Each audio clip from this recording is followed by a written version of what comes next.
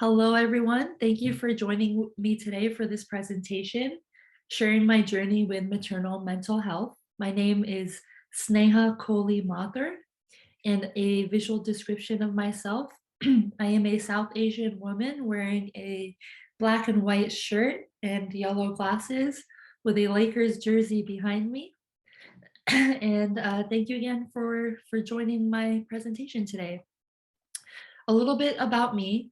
I am a board certified behavior analyst. I have a bachelor's and master's degrees in psychology and a doctorate degree in education and disability studies. I consider myself an ally to the disability and autism communities, and I started Spectrum Success in order to support individuals on the autism spectrum while educating neurotypicals on how to create a socially inclusive community. I'm also a faculty member in the psychology department of the University of Southern California, USC, where I teach master level courses in applied behavior analysis and undergraduate courses related to autism and neurodiversity. Much of my research focuses on understanding the lived experiences of autism directly from autistic people to better serve them. I am also a founding member of the Equity, Diversity, and Inclusion Organization in Applied Behavior Analysis, a group that works towards social justice within the field of ABA in order to create a more inclusive platform for our practitioners and a more equitable future for our clients. A personal passion of mine is understanding how to utilize components of cultural competence and cultural responsiveness in our practices.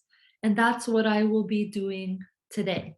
So I know I spoke a lot about what I do and it's related to autism and things like that, but what I'm actually here to talk to you about today is my own lived experiences related to maternal mental health. And I have incorporated some of my personal experiences and a friend of mine's personal experiences with academic literature on cultural competence and cultural responsiveness and how we can use this literature to better serve both pregnant women as well as moms. So I do want to give a trigger warning that the story I'm sharing about my friend today is a story about suicide. And I will be talking a lot about my own pregnancy journey and suicidal ideation.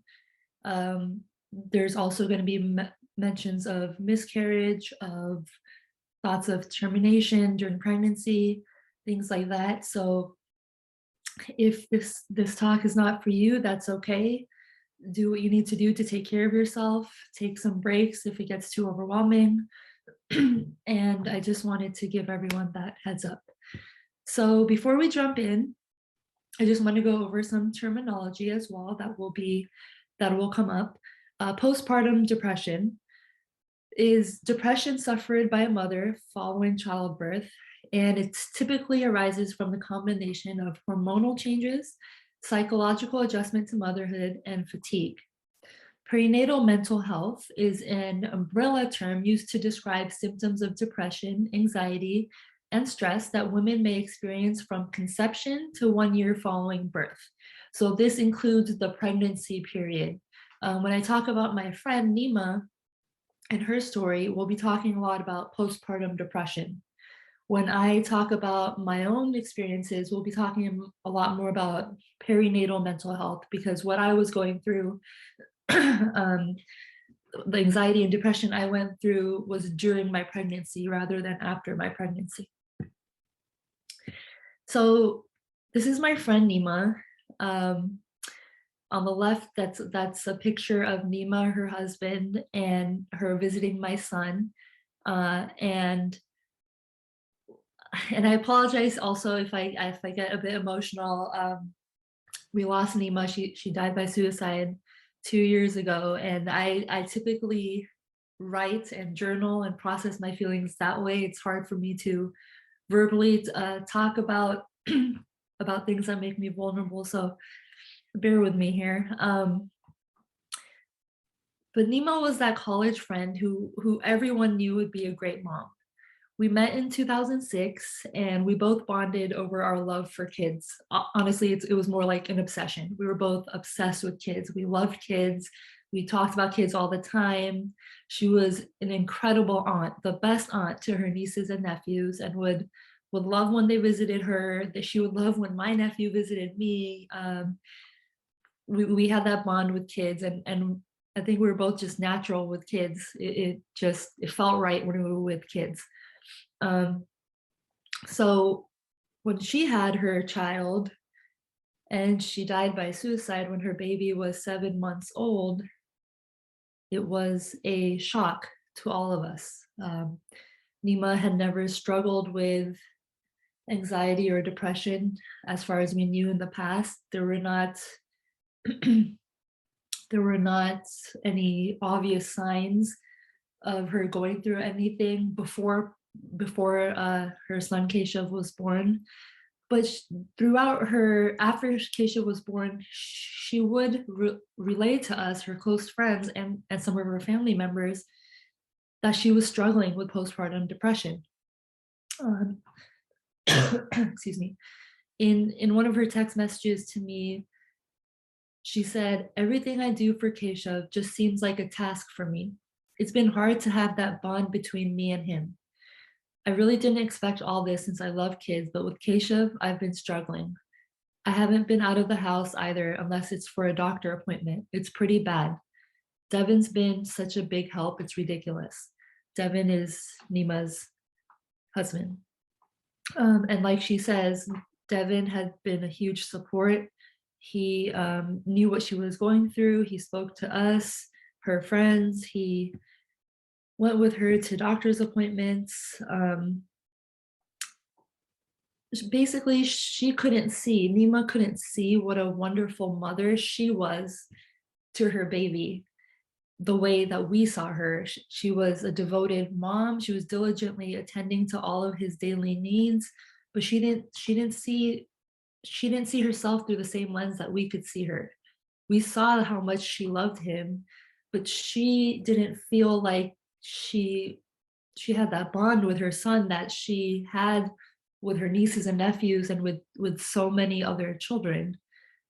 Before she passed away, we're not sure when she wrote this. It wasn't a handwritten note. It was a it was an email draft saved in her email folder, and it was a letter to her husband, to Keshav, and to many of her family members, her parents, her in-laws, her siblings, their spouses, her nieces and nephews. She wrote to all of them. And in that letter, she expressed that she tried to tell her loved ones about her struggle with postpartum depression, but she hadn't been able to find the words to explain the depth of her suffering. She wrote that she had a loving and supportive husband, and she wanted to make it clear in her note that no one was at fault for her pain. So, I mean, that kind of shows you the kind of person that Nima was, is even when she is deeply suffering and in so much pain, she wanted to make sure to relay that nobody was at fault for that, and she didn't want anyone to ever feel like they were at fault for that. And she also took the time to write a significant message to every single member of her family. She wrote that her postpartum depression started right after her son was born. She felt completely changed as an individual, as a wife, as a sister, as a daughter, as an aunt. And she just didn't understand how she couldn't even attempt to cook or do other things that she once enjoyed. She couldn't even take a shower, change her clothes, things like that. And her constant worry about the future and self-blame for any difficulties with her son just overwhelmed her. She got to the point that she believed that she was a complete failure as a mother, and she was scared that she would cause him harm in the future. And throughout her letter, you could feel this sense of shame for needing help to take care of her son, and guilt that she was feeling that she was not feeling better despite having an incredible supportive husband and sisters and family. The first picture on the left here is Nima with her baby son, Keshav. So after Nima passed away, to honor Nima's wish to break the stigma surrounding mental health issues, which she wrote about a bit in her notes, she mentioned that she couldn't find the words to express what she was feeling, and that the Indian community just wouldn't understand what she was going through. So this desire to break the stigma surrounding mental health issues led Nima and Devin's families to start this hashtag, Break the Stigma for Nima, on social media. And it actually it turned into this educational campaign that took the South Asian community by storm. In response to the hashtag, friends and strangers have been sharing stories about their own struggles related to postpartum depression, including some like myself who had never openly discussed their experiences before. Ultimately, this is what this educational campaign and losing my friend inspired me to share my story as well. And I will share with you more about that in just a few minutes. Nima's sister, one of her sisters, also gave interviews to news outlets. I'll talk to you about a TV show that's developed about postpartum depression.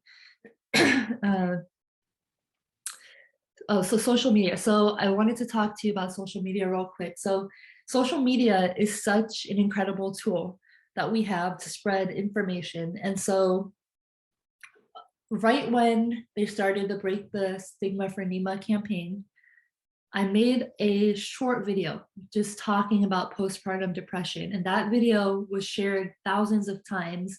And it's just a quick 3-minute video, and I'm going to play it for you right now.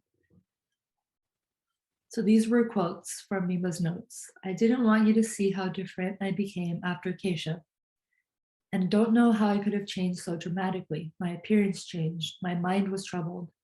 It was something you guys wouldn't understand because the Indian society does not fully understand the Indian society does not fully understand postpartum depression.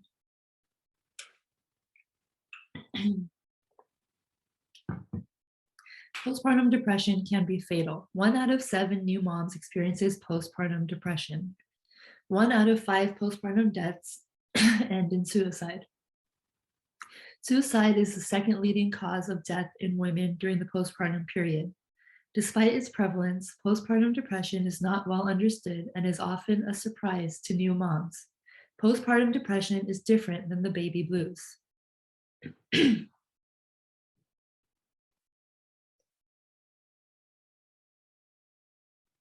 Postpartum depression is much more serious than baby blues, which affects 70 to 80% of women after childbirth, with symptoms usually developing within the first 4 days after delivery and typically last just a few days. The symptoms of the baby blues include sadness, irritability, frequent crying, and exhaustion. Postpartum depression, on the other hand, begins after childbirth and sometimes during pregnancy. There is a dramatic drop in the hormones estrogen and progesterone, and that fluctuation is thought to contribute to postpartum mental health problems in ways that are still not fully understood. Changes in hormones, emotional factors, fatigue, returning to work before the body has had a chance to recover, and general life stressors may contribute to postpartum depression. Postpartum depression could last weeks, months, or years if untreated, and it may begin in the days or weeks following childbirth. It may even begin months later. Treatment often includes talk therapy and/or medication.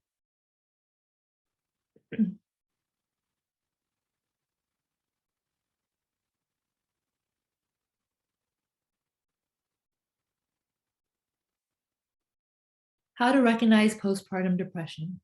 A woman experiencing postpartum depression may exhibit any of the following symptoms: excessive worrying or feeling overly anxious, difficulty sleeping or sleeping too much, trouble with concentration and memory, difficulty making decisions, a lack of interest in self care like dressing and bathing, poor appetite or overeating, a lack of energy to perform everyday tasks, crying frequently, even about minor things, showing too much or not enough concern for the baby, and loss of pleasure.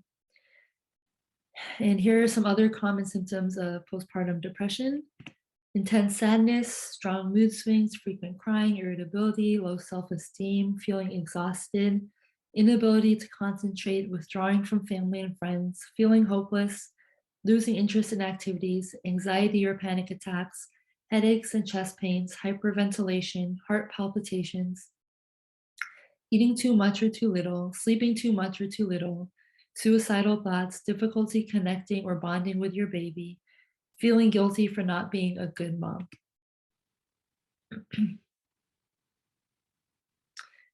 What can you do if you yourself are experiencing postpartum depression? Well, it looks different in everyone. So if you aren't feeling like yourself and you feel like something's wrong, please confide in a loved one.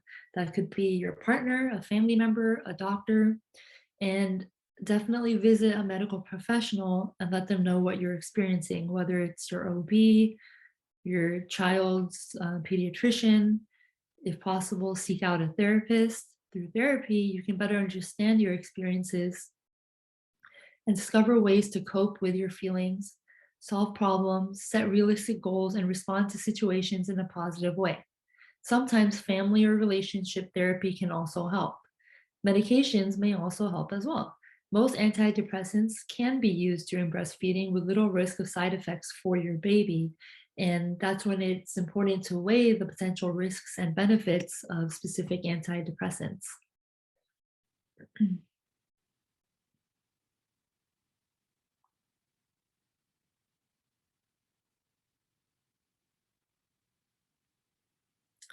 Some more tips for new moms. These tips might seem overwhelming, but take baby steps. Choose one thing at a time to work on. Get as much rest as you can, accept help from family and friends, connect with other new moms, create time to take care of yourself, avoid alcohol and recreational drugs, get some exercise in, and celebrate all of your achievements, big and small. Stigma. If we break a leg, we wouldn't hesitate to visit a doctor, right? And take medications to treat the pain, and then go to physical therapy to strengthen the muscle. Taking care of our mental health is the same. There are many steps in treatment, and treatment plans will be different for everyone. But asking for help is a sign of strength, not weakness.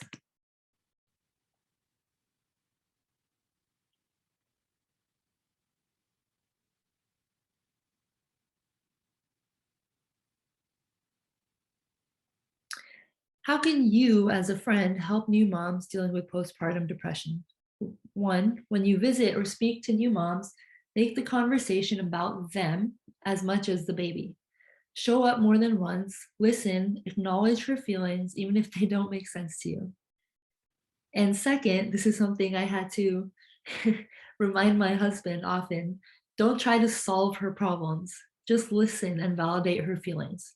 For example, saying, "No, what are you talking about? You're a great mom," might trigger feelings of guilt for doubting herself. Instead, you can say, "That must be really difficult to go through. Sounds like you're worried about that. I'm here for you." Things like that.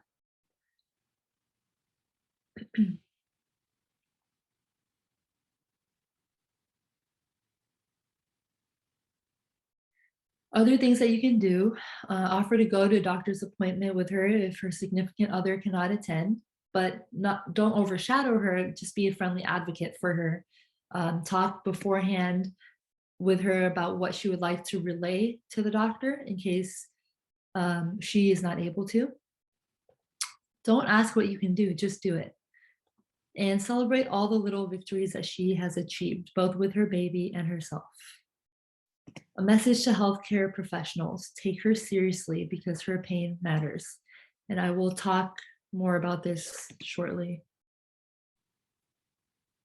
And here's some helpful resources, and I have this at the end of my presentation as well, so that And I also have my contact information at the end of this presentation as well. So if you would like these resources, I'm happy to email them to you as well. So I'm going to go back to sharing my PowerPoint. So as you can see, that was just a short video that I shared on social media, and honestly, it was just a PowerPoint presentation that I recorded and then shared on social media. So it's easy to follow. It was basic information, but information that people who know nothing about postpartum depression can definitely use. So like I mentioned, Devin and Nima's families started a annual softball tournament. The first one was last year, and it was incredible. The turnout was really incredible. And all of the proceeds from this fundraiser went to Postpartum Support International. And Postpartum Support International has a subgroup called Perinatal Mental Health Alliance for People of Color, and they have been really incredible with once Nima passed away, her family and friends encouraged people to donate towards their group. And with those proceeds, they created a monthly support group for South Asian moms. And DESI is a term that fondly encapsulates the South Asian community. And so, and that weekly support group, that monthly support group actually turned into a bi-monthly support group as well. So it's really cool. It's a space for South Asian moms to connect and talk about their experiences within a group that understands culturally some of the barriers and challenges, and also supports and joys that they're going through. Like I said, there was a lot of there were a lot of people who started talking to news outlets, and this really awakened the South Asian community. Nima's sister was interviewed for some, and spoke openly about Nima's experiences. There were a lot of stories. This one. And also, an actress and filmmaker reached out to me after she saw my article in CNN, and her name is Sonia Sakwar, and she shared with me that she had gone through postpartum depression after the birth of her child, her first child, and had had suicidal ideation. And when she read Nima's story, she was really touched. And she didn't personally know Nima, but it resonated with her because of all that she had been through, and thoughts of, that could have been Nima, could have been her. And what Sonia has done is really incredible. Is she wrote a story, an episode for full disclosure, I am currently pregnant right now, and I'm having a pregnancy brain moment. For a series, she wrote an episode for a series, for a TV series about postpartum depression. And of course, when talking about postpartum depression and showing it on TV, you have to do it in a way that it's not so dark that audience members are going to just turn it off and not want to watch it, but in a way that also encapsulates what it's like to go through postpartum depression. And she, in her first episode that has screened at several film festivals and received numerous rewards over the last few months, actually, she has a touching tribute to Nima and the Break the Stigma for Nima movement. And so, Nima has inspired a lot of people to share their stories, to try to break down that stigma and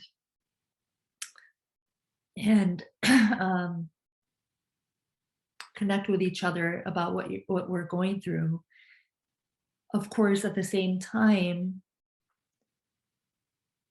when I was writing my article for CNN, it was a hard it was a hard mix of trying to talk about the impact that Nima has had on the South Asian community without trying to encourage others to die by suicide in order to have the same impact. We're not trying to make Nima a hero for giving up her life, but at the same time, we recognize what a deep and profound impact she's had. And so, as her friend, that was a really difficult task to do. But ultimately, the reason that I started speaking about my experiences during pregnancy and my mental health experiences in general was because I turned this over. I turned Nima's whole situation over and over in my head after she passed away, and I just couldn't figure out why she died by suicide when she seemingly had all the support factors that are recommended. She had a great support system in her husband and her family. Her friends and family were encouraging her to seek out therapy and treatment. Her husband went with her to treatment, but then things got really complicated because it was during the pandemic. So Nima passed away in July of 2020, just a few months after the whole lockdown happened. And so there were some appointments when he couldn't go with her. And she actually, on at least one appointment, called Devin from the doctor's office and said, "Can you explain to the doctor what's going on?" Because she couldn't find the words to talk to the doctor herself. Um, and so, knowing all this, the only thing that I could think of that was missing was her knowing that was her not knowing or not realizing that other people experienced what she was going through, that she was not the only one, and she didn't have to be on this lonely island that she was on. But she probably had never heard of any of her friends going through similar things, and she felt isolated and she felt like a failure. Like her friends and family are able to raise their children without help, and she couldn't. When that, of course, is not true. So this is what inspired me to share my story. And again, this is might be a little bit raw for me because I'm not used to talking about this verbally. At least it's a lot easier to type out a status or journal about it than talk about it for me. But I really wish that I had been more open with Nima about my own experience having suicidal thoughts during my pregnancy. These images are me 5 years ago during my pregnancy. I spent most of the pregnancy in bed in the dark, getting most of my food from a PICC line. You see in that first picture is I was in the hospital. They were putting in a PICC line because I couldn't eat any food. Hyperemesis, I had hyperemesis gravidarum. Hyperemesis is characterized by extreme and continuous vomiting and nausea throughout the pregnancy. It can cause a weight loss of more than 5% of the pregnant woman's body weight, and it can lead to dehydration and potential complications for the baby as well as the mom. Some days I felt like I just couldn't go on. I felt like I was a burden to my husband and to my family who had to constantly take care of me. I couldn't do anything. I was vomiting all day, every day, despite 4 months of having a PICC line and being fed through the PICC line. I still was vomiting all day, every day. And I would just be vomiting up acid. And so it would burn my throat. And then for days, I couldn't talk because my throat was burning. I felt useless. I felt like I couldn't even take care of my baby when it was in my stomach. What am I gonna do when the baby's here? How am I gonna be a good mom? I had to quit my job. I was in my doctorate program at that time. I had to take a year off. I couldn't get out of bed. sometimes I just lay on the bathroom floor waiting for my next bout of vomiting. I had no energy. Um, in regards to the suicidal thoughts, I didn't share any of these thoughts with anyone except for my therapist. And I had been in therapy. I have been in and out of therapy for years due to generalized anxiety disorder and processing some trauma that I went through earlier in my life. Um, and I spent a lot of time wondering what was wrong with me and how can I be a good mom when I thought about ending my own life. So these are more pictures of me during my pregnancy, all the IV fluids and things that I had to get. I lost a lot of in the first 3 weeks, or in like from week 6 to 9 of my pregnancy, I lost like 12 pounds, and then I lost track of how much weight I lost after that. Um, but I was not myself. I was experiencing perinatal depression triggered by this extreme condition called hyperemesis. And as my therapist explained to me, depression is a powerful force that hijacks your brain and doesn't allow you to think clearly. Um, I didn't want any visitors. I didn't want to talk to or text anyone. I wanted to just lay there in the dark, curtains closed. Luckily, I have an educational background in psychology, and I recognized the signs of slipping into depression and was able to get through it somehow with therapy and medication. Um, and but I still have flashbacks, and it took me, so I swore I would never have a child again because the the the physical pain I went through, the toll it took on so many aspects of my life, on my marriage, on my self-confidence. Um, when I was in the hospitals, I was hospitalized several times. When I was in the hospital, I would have massive panic attacks. I would have this feeling where I'd want to get out of my body. Like I don't know how else to explain it. I just like I can't be here. I'm claustrophobic, and it felt so conflicting because I have always been obsessed with kids, just like Nima, and then I'm sitting here wondering like how can I not go through this for my own kid? So it was a lot. I'm a little bit scattered right now talking about it, but this is my son on the left when he was born, and the picture on the right is from a few months ago. Uh, I hope that sharing some of my experiences from 5 years ago will encourage more people to share their experiences, because that's how we'll shatter the stigma, and that's how people will realize that they're not alone.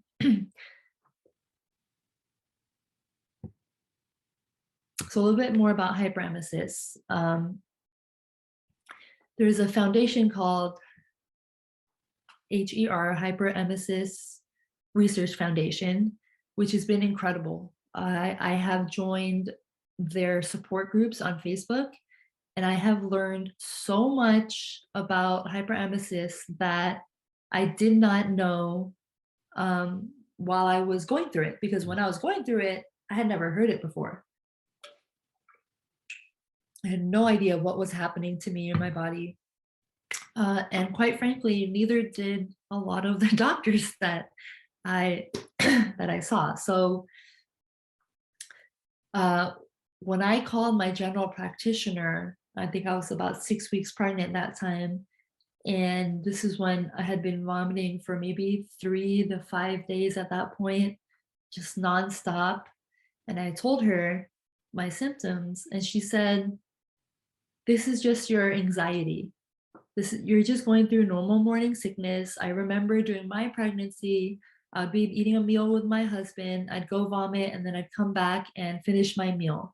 And it's just you have a lot of anxiety, and so um, what you're going through is just normal morning sickness." And I hung up with her, and I turned to my mom because my parents were over that time. Oh, the other thing is my husband is a pilot, so he's basically gone half of every week, half of every month, essentially. So in addition to feeling like a burden on my husband when he's home from work, my parents were then also having to take care of me as well. Um, and so I turned to my mom at this point and said, I don't think so. I know I have been in therapy long enough to recognize when something is being triggered by my anxiety, then this is not anxiety. This is not I'm gonna vomit and then I feel better. This is violently vomiting and not being able to pick myself up off the floor. And so that moment being dismissed by a doctor like that really had a profound impact on me, and it still does because I realize now that I have to be a self advocate, and I hope that if there's one piece of advice I give anyone, it's that do your research and be your own advocate or find someone that can a friend or a family member that can be that advocate for you because doctors are doing their best and they are incredible, but they are also not every doctor knows about every single condition that the human body can go through. And so if something feels off, follow your gut and ask for what you need. And so I did end up going to urgent care that day, and they said that it's a good thing that I came in. My oxygen levels were really low, and I could have lost a baby had I not come in for liquids, for IV fluids. Um, let's see. So currently, the Her Foundation and the Keck School of Medicine at USC are doing a lot of research on hyperemesis. And they published a new study in which they explain that the nausea and vomiting hormone GDF15 is most likely the cause of hyperemesis. This is huge because if we pinpoint a cause to hyperemesis, then we can pinpoint a treatment. Um, right now, there's not really a cure for hyperemesis. It's just managing the symptoms as best as possible. And as best as possible is really not all that great. So this first box here, like I said, 80% of patients with hyperemesis experience negative psychosocial impact. For me, I still have PTSD, post-traumatic stress disorder, from going through this hyperemesis. I have panic attacks and high anxiety about ever going to a hospital. If I get a stomach bug, my body goes into like these flashbacks of being pregnant, where my body actually physically thinks that I'm pregnant, and I start having a panic attack, and I have to talk myself down, remind myself like, okay, it's just a stomach bug. It's going to go away in 3 days. Imagine having a stomach bug for 5 days. Those are miserable, right? Now amplify those symptoms by 10 and imagine that's what you're feeling for 9 months, all day, every day. That's the closest I can come to describing what it felt like. A little bit more information about directly from the study, the USC and the Her study. Hyperemesis can be passed down in families, and most women who experience it in one pregnancy, they have an 80% chance of experiencing it in subsequent pregnancies. Hyperemesis in the past has been poorly understood and therefore undertreated, putting women with the condition at an increased risk of pregnancy termination, suicidal ideation, and even death. So, this is something that, yes, I forgot. I'm sorry. I have so much to tell you about. Let's see. Okay. So after my child was born, my whole family was like, you're like a different person. There was like this look of like despair and depression on your face for the last 9 months. And all of a sudden I felt like a free person. Like as soon as he popped out of me, I felt fine. The nausea was gone. I went straight from the hospital to In-N-Out to get myself a burger, and it was amazing. Now, what nobody told me, because probably nobody realized in the medical community, were the impacts on your body, not just mentally, but physically after hyperemesis. So I had a migraine every single day for a full year after I gave birth. I tried a bunch of different treatments, nothing was working. Finally, actually, about a year after, they came out with a migraine specific monthly shot, and that has helped. I had so many root canals, and I was like, why are my teeth deteriorating? And the dentist knew I had hyperemesis. I told them, I said, can this have an impact on my teeth? And they said, yeah, maybe. It took me doing my own research to like really dig into it to realize, yes, my child in womb was taking the calcium from my teeth because it was not getting enough nutrients. Um, I recently, a couple years ago, was diagnosed with rheumatoid arthritis. I had no idea. I tore my tendon like 2 years after Rohan, my son, was born, and it was having all kinds of body issues. And again, my little baby, when in womb, was taking nutrients from my bones, leaving me weakened. So one of the ways that I found out about all this is through the support group, through the Facebook support group, where there are hundreds of women talking about their experiences, and and and the impact hyperemesis has had on them during and after pregnancy. Um, and before this group, honestly, I had never spoken to someone who I felt truly got what I was going through. When I told people that I was pregnant, that I'd been really sick, etc., I cannot even tell you the number of women who were like, "Oh yeah, yeah, it'll go away in the second trimester." Um, I was really sick during pregnancy too, and I know for a fact that none of them had hyperemesis except for one person, and that one person who probably doesn't realize that she had hyperemesis, she was the only person who never told me like, yeah, you'll be fine. You'll get over it kind of a thing. She also has just one child at the moment, like myself, and swore that she would never go through that again.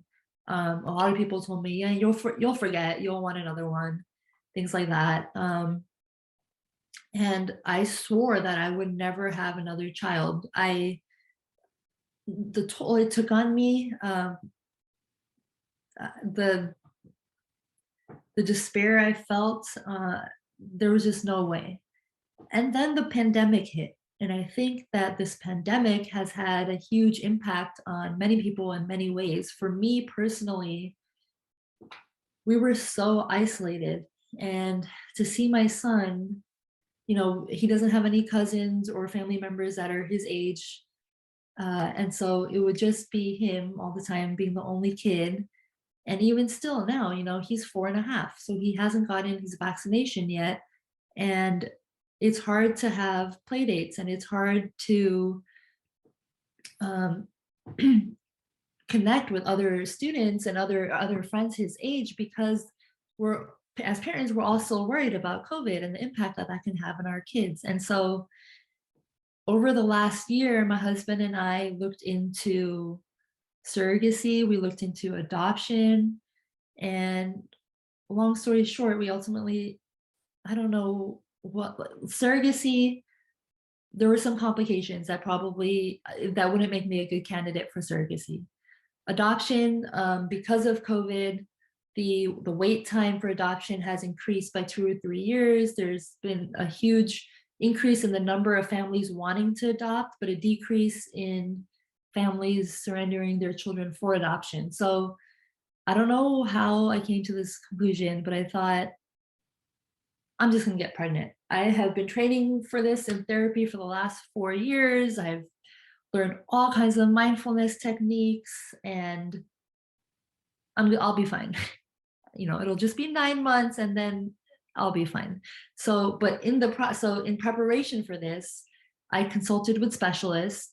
I did so much research, and that's how I found the support group online. I developed self-advocacy skills, figuring out what I need to ask for and how.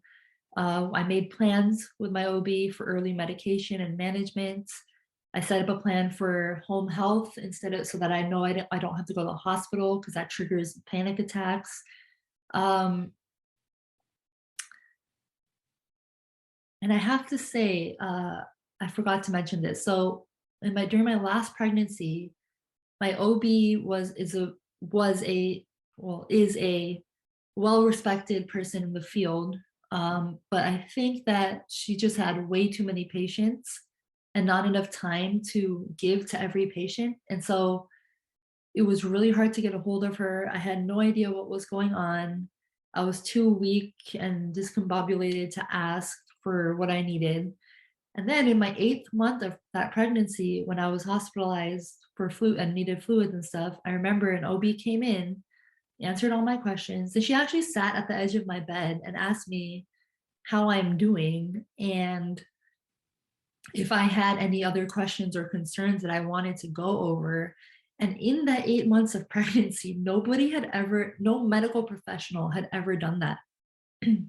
So in my 8th month of this high risk, very specialized pregnancy, I switched OBs and she became my OB and she delivered my baby and she has been helping me with my current pregnancy. I'm currently, I don't know, about 6 weeks pregnant and wondering if I can get through this pregnancy already. I had planned to go a bit more into this, but we're running out of time. Um, but I'll just say that this current pregnancy is already taking a huge toll on me, and I am already having thoughts of termination. And then with that comes a lot of judgment to myself. But I think I realize now that I need to take care of myself in order to take care of my child or children. So, anyways, that's a story for another time. But I wanted to talk about the importance of focusing on lived experiences. So, even when I uh, consulted with this high risk pregnancy specialist before getting pregnant the second time to talk about hyperemesis, she said to me multiple times, "You are a rare case. You had an extreme case of hyperemesis." But when I'm reading these stories in the support group, wow, some of these women had it way worse than I did. Some women were vomiting 50 times a day, 50 times a day.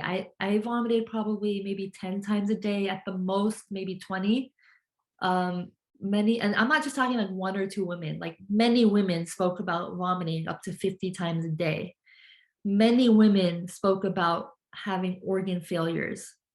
Many women spoke about almost dying. I did not experience that extremity.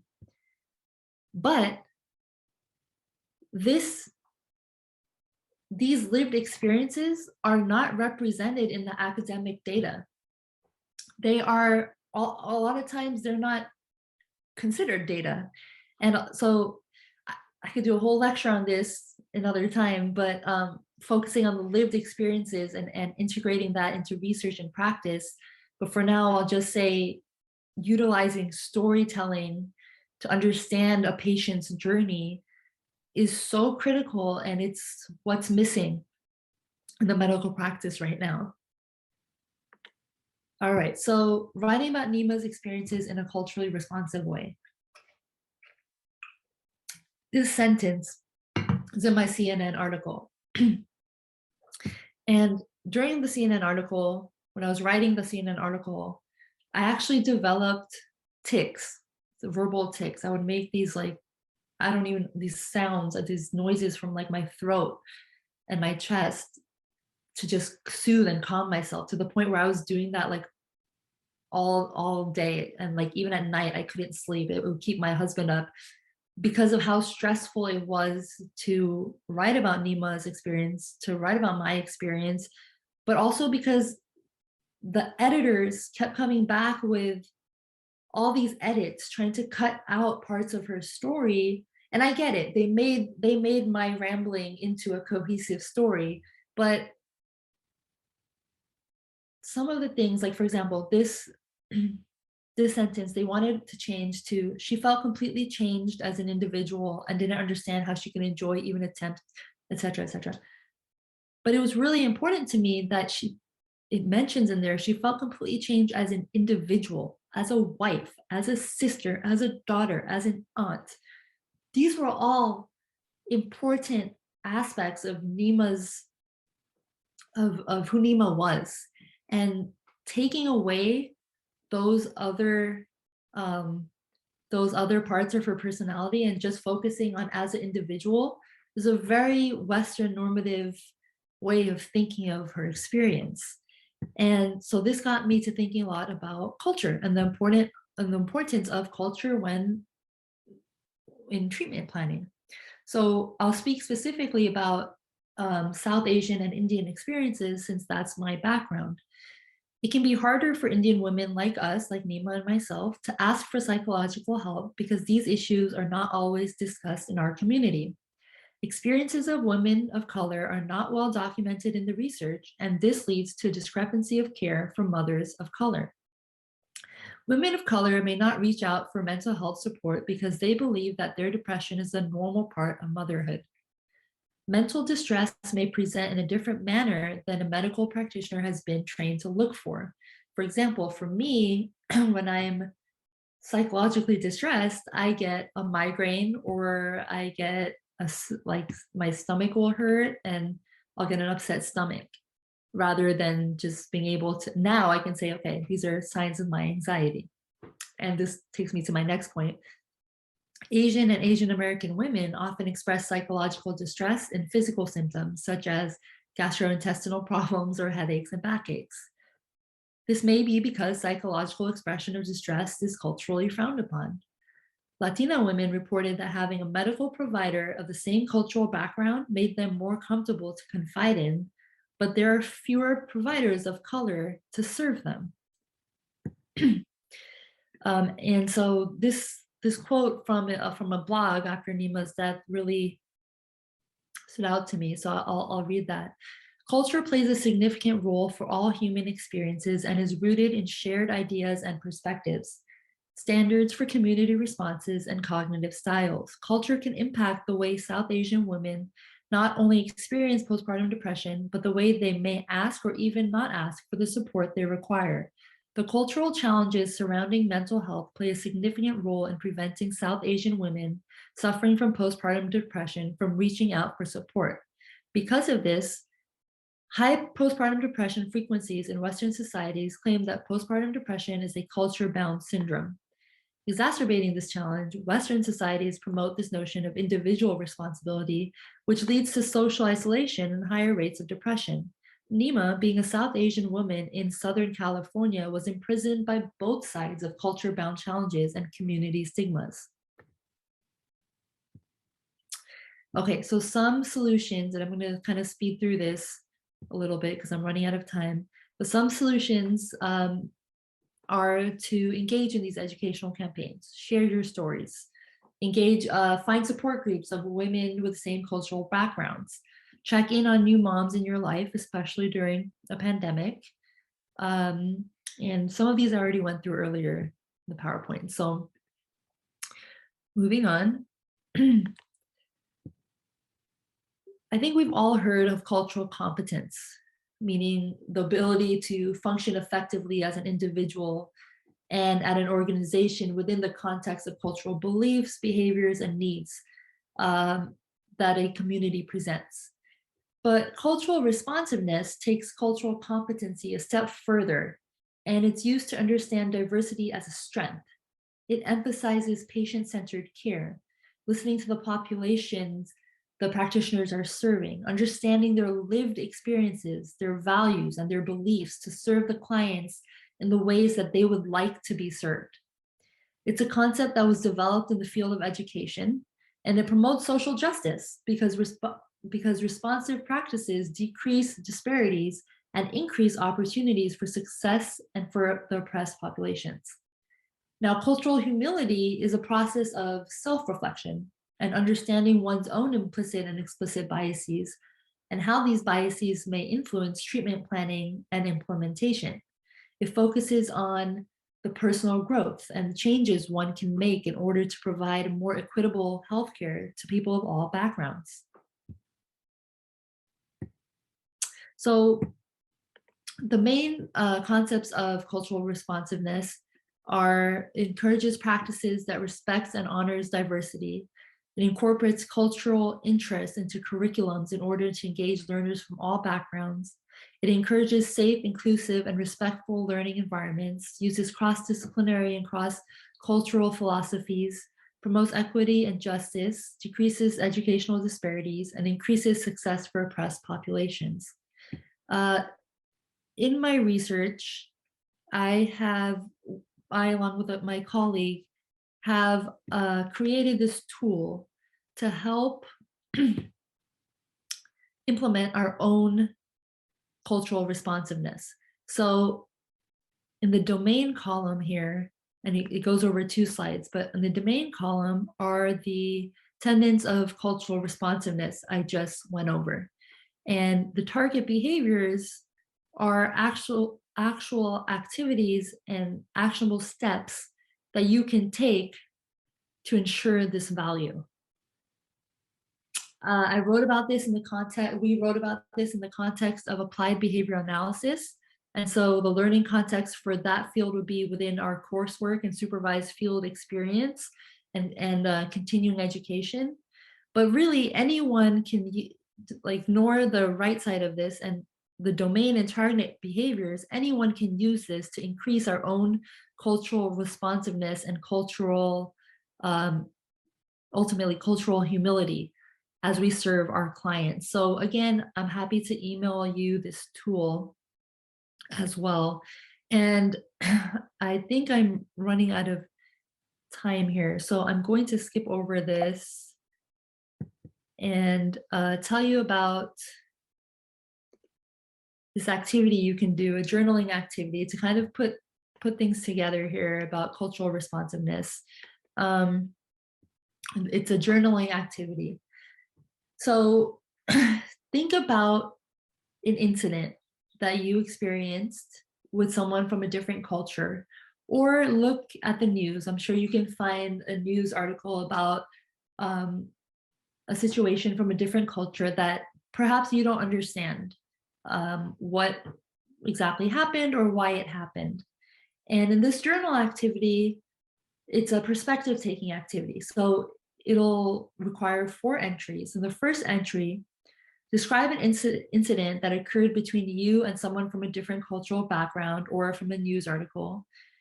And just write about the incident between 2 members of different cultures without judgment. In the second entry, analyze what happened in the interaction. Speculate on the reasons why the individual did what they did or said what they said. Third, seek out one or more cultural mentors, someone in the cultural represented, and discuss the incident with them. Develop a more culturally informed perspective and journal about that discussion with the cultural mentor. And finally, write about the incident with the opposite perspective. So instead of from your perspective, from the perspective of the person from the other culture.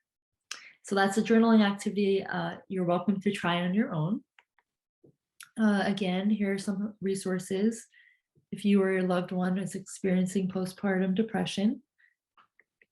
And I encourage you to reach out to me if you would like to talk about this, about maternal mental health or about cultural responsiveness. I'm happy to chat with you. My email address is snehakma@usc.edu. And I have my social media information here as well. And I thank you for taking the time to come to this talk, to bear with me in my rambling. And I hope that it was helpful for you, and enjoy the rest of the conference.